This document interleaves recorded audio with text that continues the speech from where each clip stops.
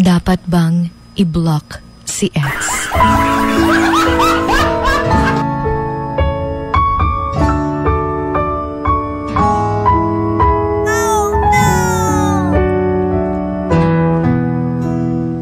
Ang pag-block, unfriend, o unfollow sa isang tao ay hindi nangangahulugang you are immature, natalunan ka, na hindi ka pa naka-move on, na hinahabol mo pa siya. It is called self-respect. Sometimes, kailangan nating gawin yung mga bagay na yun for our inner peace. For us to grow as well, we need to cut connections with them, lalo na't alam nating hindi na healthy. Dahil the more na makikita mo sila, the more kang masasaktan. Especially if nasa healing stage ka pa lang. Iba-iba tayo ng ways of moving on.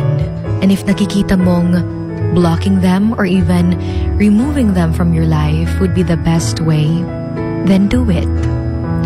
May iba naman na after how many months of blocking their ex ay ina-unblock nila dahil naka-move on na sila. Then that's still fine as long as you're totally fine as well.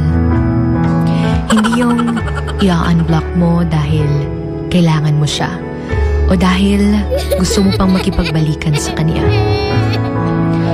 At kapag na-block mo na siya, huwag mo na siyang i-stalk using other accounts para lang makita mo kung kumusta na kaya siya, kung okay pa ba siya, kung okay na ba siya, kung may bago na ba siyang kasama, because it will never help you. At huwag na huwag maging bitter kapag nalaman mong may bago na siya, samantalang ikaw nasa process of moving on pa. Iba't iba tayo ng gusto. Iba't iba tayo ng paraan kung paano. You don't have to compete para lang sabihin niyang okay ka na. Because the moment that you decided na bitawan na siya, okay ka na sa panahong yun dahil nakalaya ka na. And that's a hard decision.